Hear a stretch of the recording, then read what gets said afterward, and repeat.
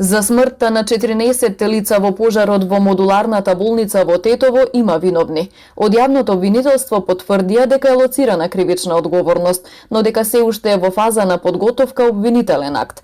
Алсат денес објави дека основното обвинителство во Тетово ќе поднесе пријави против 3 физички и едно правно лице, но од јавното обвинителство не ги коментираат ваквите објави. Оттаму велат дека следниот период ќе биде поднесено обвинение, но без детали, и дека јавноста ќе биде информирана кога ќе заврши постапката. Предметот е во предистражна постапка. Лоцирана е одредена кривична одговорност. Реферирано е во државното јавно обвинителство и обвинителниот акт е во завршна фаза, а кога ќе заврши ќе бидат објавени информациите за јавноста за лицата за кои е утврдена одговорност.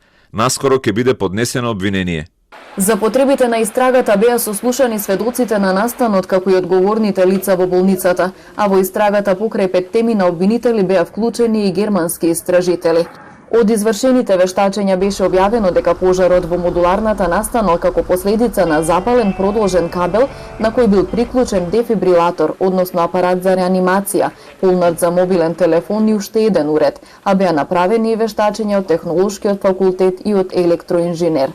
Пожарот во кој изгореа 14 лица, 12 пациенти и 2 лица придружба се случи вечерта на 8 септември 2021 година. На видеото од безбедносните камери се гледа како пациентите се спасуваат преку прозори, а објектот е во пламен за 3 минути.